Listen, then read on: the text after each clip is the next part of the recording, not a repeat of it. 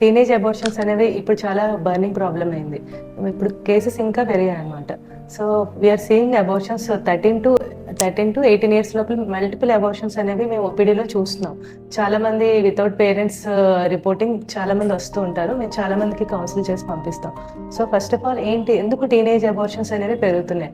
It's again మన route కాజ్కి వెళ్తే parents అనేవాళ్ళు ప్రాపర్గా కిడ్స్కి ముందే ఎక్స్ప్లెయిన్ చేయాలి. గుడ్ టచ్, బ్యాడ్ టచ్, తర్వాత గుడ్ బిహేవియర్, బ్యాడ్ బిహేవియర్, ఈ రెండు మనం ముందుగా ఎక్స్ప్లెయిన్ చేసుకుంటే వాళ్ళకి ఒక ఇన్కల్కేట్ చేయాలన్నమాట వాళ్ళ బిహేవియర్లో. నేను ఒక 13 ఇయర్స్ అమ్మాయిని చూశాను. వాళ్ళ ఫాదర్ని తీసుకొచ్చారు, వాళ్ళ పేరెంట్స్తోనే వచ్చారు. 4th month అని తెలిసింది స్కాన్లో పీరియడ్ మిస్ అయిందని.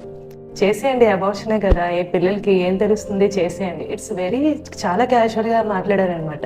ఇట్స్ లైక్ తీసేయండి అంటే ఏంటి అంత క్యాజువల్గా అండి, ఇట్స్ వెరీ రాంగ్ కదా, మీరు పిల్లలకి చెప్పాలంటే అంత టైం ఎక్కడ ఉంటుందండి, ఏదో చేసేయండి పర్లేదు అని.